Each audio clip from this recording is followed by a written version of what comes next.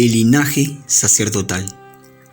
La excelentísima labor del sacerdocio se entregó a Aarón y a cada hombre de su linaje después de él, como un pacto perpetuo, por lo que, desde los tiempos del Mishkan en el desierto, nadie que no tenga a Aarón en su genealogía patrilineal puede ser partícipe de este ministerio, tal como alguien alguna vez, tocante al sacerdocio, dijo: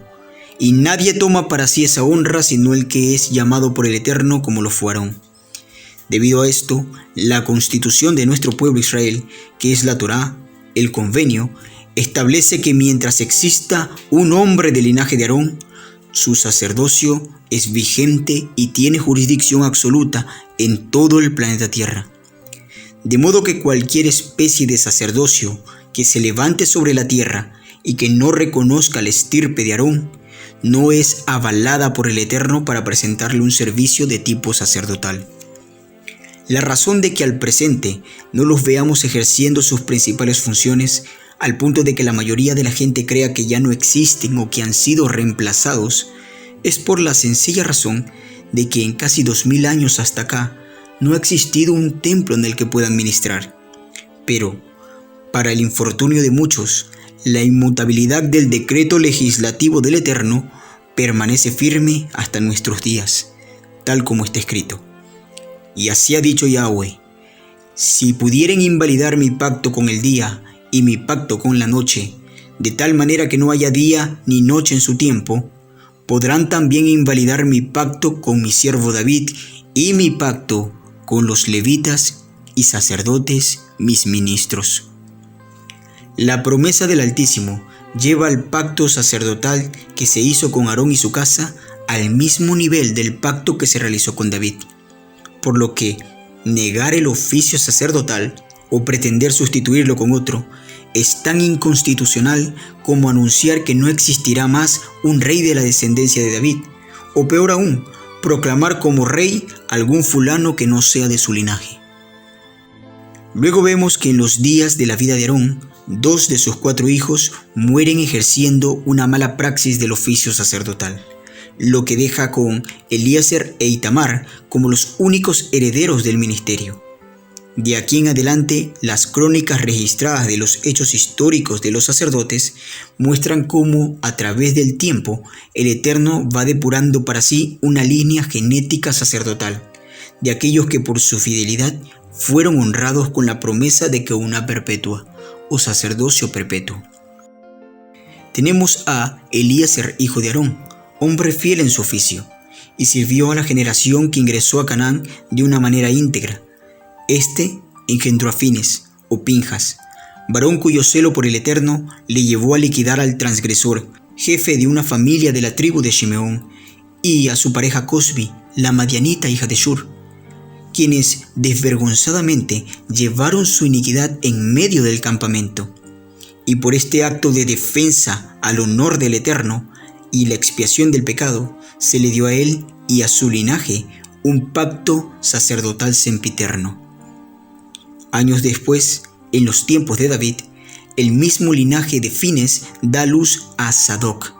a quien por su fidelidad a las promesas del Eterno honró la palabra dada por Yahweh y no accedió a entronar a Adonías como un rey después de su padre, sino que junto con el profeta Natán se apercibieron y obraron para dar ungimiento a Salomón como rey de Israel, de acuerdo al decreto de Elohim. Esto consagró a su descendencia para que su nieto Azarías fuese quien gobierne en la casa de Yahweh en los días del primer templo. Y así, esta fidelidad se ve marcada en su linaje con Josadac, sacerdote que fue llevado al cautiverio por Nabucodonosor, del cual su hijo, junto con Esdras, regresaron para restablecer el servicio del santuario, y es a Yehoshua, hijo de Josadac, a quien el Eterno por medio del profeta Zacarías le entrega el servicio y le restaura como sacerdote fiel sobre toda su casa, cambiándole las vestiduras viles del cautiverio a unas dignas y de honor como lo son las prendas sacerdotales. Y al igual que a sus antepasados, a él también se le hace una promesa de conservar su linaje firme delante de Yahweh en el oficio de la casa de Aarón, pues se le dice: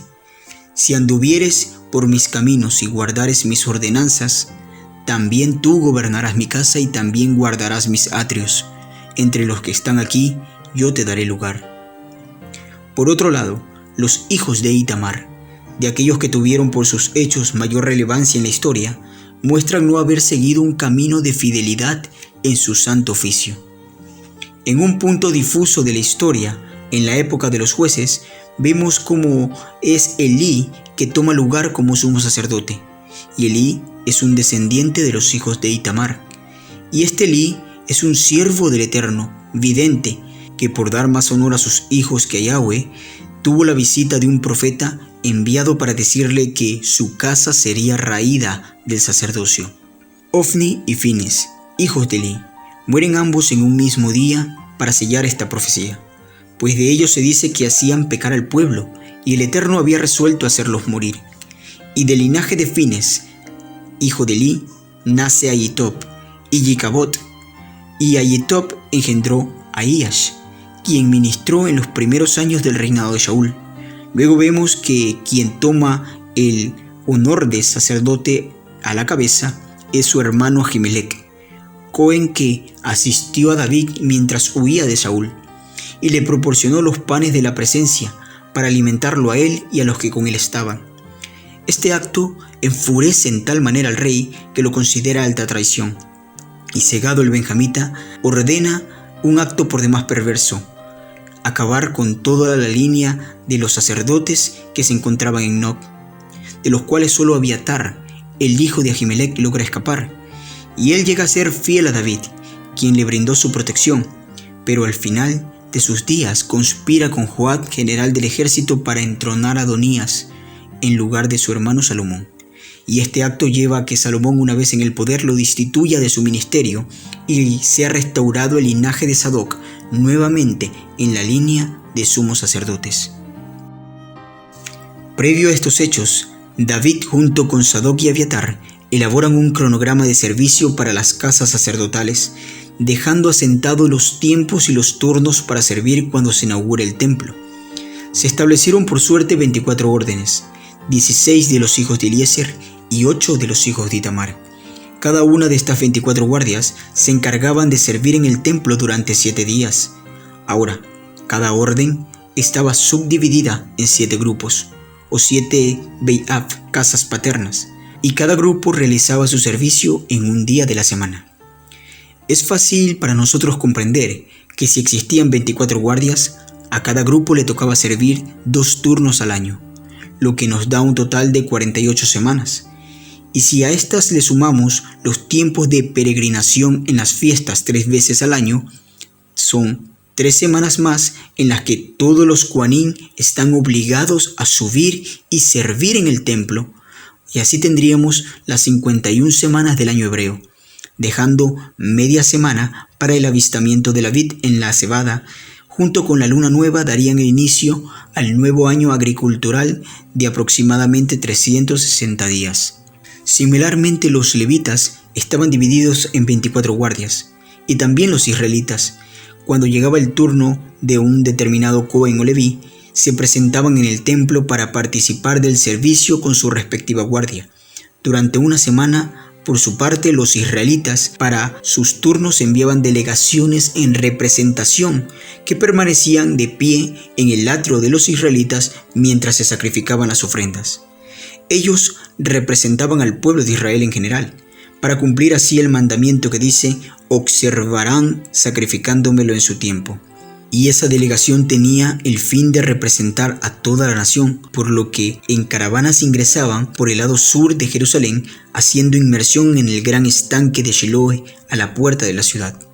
Y el resto del pueblo que le correspondía a esa guardia y no podían viajar a Jerusalén, se congregaban en sus ciudades y seguían un orden de liturgia especial con la lectura de la Torá y de los profetas. Estos cambios de guardia y el servicio en el templo no representaban un gran problema a los sacerdotes, ya que en su lugar de residencia, que les fue asignado por suertes en la repartición de la tierra con Yehoshua, hijo de Nun, fue a los alrededores a donde posteriormente sería erigido la casa de Elohim, como se registra en el libro de Josué, el capítulo 21, del 8 al 19. Se les concedió en suertes 13 ciudades con sus ejidos. repartidas entre las tribus de Judá, Shimeón y Benjamín, y todas estas ciudades eran aledañas al monte Moriah. Un servicio importante que ocurría al cambio de cada guardia de los Kohanim era la colocación y retiro del pan de la presencia, o Lejen Hapanim, en el lugar santo. Cada viernes previo al servicio de Shabbat, la familia sacerdotal encargada de la elaboración del pan se dirigía al Beit HaMoked, o cámara del hogar, un edificio cuyo centro albergaba un fuego para calentar en las noches a las familias de los Kohanim en turno. Este gran edificio, ubicado en el noroeste del templo, que tenía 4 cámaras en su interior, y una de ellas, como dice el Tratado Midot, era la habitación donde se elaboraban los panes de la presencia, situada al sureste del Beit HaMoked. La Torá ordena que para cada uno de estos 12 panes que debían presentarse sobre la mesa en el santuario,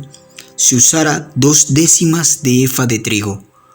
4.4 kilogramos de harina de sémola aproximadamente para cada pan, y sin leudar, pues el pan que se presenta al Eterno en su casa nunca debe ser hametz, sino matzá, pan sin levadura. Por lo que para estos 12 panes se apartaban 24 décimas de sémola cada semana. El proceso era el siguiente: traían a esta cámara del pan un aproximado en trigo de 55 kilogramos, lo cual era molido y pulverizado minuciosamente al punto de que lo pasaban en un gran número de tamices hasta obtener 24 décimas de sémola de harina muy fina y limpia y libre de impurezas. Este producto en bruto se dividía en 12 partes. Los Kohanim amasaban la sémola de cada pan por separado con agua tibia.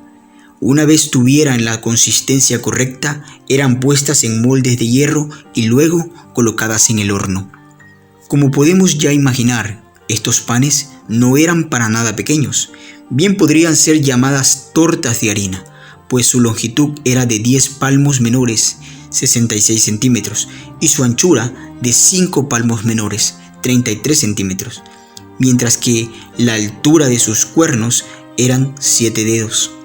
Ahora entendemos por qué estos 12 panes saciaron a David y a los varones que con él estaban, y servían de alimento a los guardias sacerdotales cada mañana en el Shabbat. Pues bien, una vez sacadas del horno, eran puestos en moldes de oro y transportados al pórtico del santuario, donde se dejaban reposar sobre una mesa de mármol destinada para esto, y eran cambiadas a la mañana siguiente en el tiempo intermedio entre el sacrificio continuo y el sacrificio adicional del día de Shabbat, por lo que 8 sacerdotes ingresaban en el santuario para oficiar el servicio del Lejen Hapanim, los panes de la propiciación. 2 de estos Kohanim se ocupaban de retirar el pan que había sido dejado la semana anterior. Otros 2 se encargaban de retirar el incienso o especias vegetales que humeaban el pan, tal como está escrito en el mandamiento: y pondrá sobre el pan incienso puro, y será para el pan como perfume, una ofrenda encendida a Yahweh. Y los otros 4 sacerdotes, 2 presentaban el nuevo pan sobre la mesa y los otros 2 el nuevo incienso. Esta mesa, o el shulchan,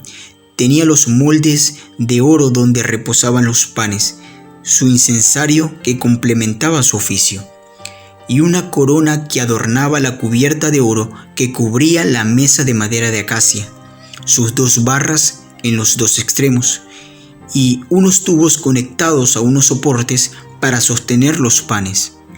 pues este modelo de tubos de oro, junto a la ausencia de leudantes, permitía la conservación del pan en un estado salubre por muchos días. Los panes eran colocados en 2 hileras de 6, como dicta el mandamiento, con soporte de 3.5 codos de altura y una mesa que era de 2 codos de longitud y 1 codo de ancho y 1,5 codos de altura. En el momento del cambio, los sacerdotes tomaban los panes de la mesa de mármol que estaban en el pórtico de la casa para colocarlos en el shulchan, y los panes que eran retirados eran colocados en la mesa de oro que estaba frente a la mesa de mármol fuera en el pórtico, destinadas ya para sostener los panes con sus pesados moldes de oro. Allí reposaban hasta que se completara el servicio del intercambio de los panes. Luego Los panes septenarios eran sacados del santuario y repartidos en 6 panes a la guardia entrante en el lado norte y otros 6 panes a la guardia saliente en el lado sur. Hoy en día, el Instituto del Templo está preparando en Israel a los sacerdotes de aquellos que se consideran por sus tradiciones familiares y sus apellidos ser judíos del linaje de Aarón y de Leví. Y esto parece excelente, y de hecho lo es, siempre y cuando no intenten pasar de la teoría y ensayo a algo de otro nivel como un oficio formal del sacerdocio. Pues si pretendieran consagrar un altar de acuerdo a la Torá y sus kohanim en turno llegasen a ser de un linaje extraño, y en efecto hay muchos así, estarían presentando un servicio profano al Eterno, trayendo juicio al pueblo. Ninguno de ellos tiene sus genealogías que los vincule hasta Aarón. Todas estas fueron quemadas junto con el templo, y las suposiciones de ser o parecer un Cohen, de acuerdo al pensamiento de varones de la talla como Nehemías, Zacarías, Esdras y Zorobabel, no es suficiente para ser calificados para un servicio sacerdotal, pues a una familia entera se les negó sus funciones y el comer del pan por haber perdido sus genealogías, después de haber retornado en tan solo 70 años. No digamos a estos últimos 1950 años sin templo. Ciertamente, muchos de estos son del linaje de Aarón efectivamente, al igual que otros muchos que se encuentran en medio de las naciones y no lo saben. Pero otros, cuantos de allí se visten de lino, sin duda alguna no lo son.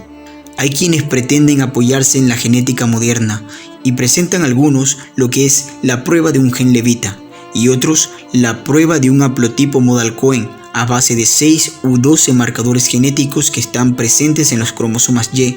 de quienes supuestamente son el linaje de Aarón. Y yo digo supuestamente porque los mismos autores de estas pruebas enfatizan y advierten en su informe que usar la definición actual del haplotipo modal Cohen para inferir la relación de individuos o grupos con los kohanim o las poblaciones hebreas antiguas produciría muchos falsos positivos. En otras palabras, estas pruebas se basan en probabilidades, cuyos rangos son amplios y nada definitivos, por lo que hasta que no puedan depurar, tal vez por medio de una avanzada tecnología que trae consigo el Mesías, cualquier acción del judaísmo moderno por levantar un templo y restablecer sus servicios es profano. No negamos la necesidad de un templo y sus servicios. De hecho, Israel no está supuesto a funcionar sin templo. Y es porque entendemos esto que no vemos estos estudios como información de tiempos pasados, sino como instrucción para los días futuros. Pues sabemos que en pocas décadas veremos nuevamente en el monte la majestad de la casa de Yahweh, a cargo de sus sacerdotes descendientes de Aarón, cuyo linaje sea solo de los hijos de Sadoc, para cumplir la profecía como está escrito. Y ellos enseñarán a mi pueblo a hacer diferencia entre lo santo y lo profano, y le enseñarán a discernir entre lo limpio y lo no limpio. Conforme a mis juicios juzgarán, y a mis leyes y mis decretos guardarán en todas mis fiestas solemnes, y santificarán mi Shabbat.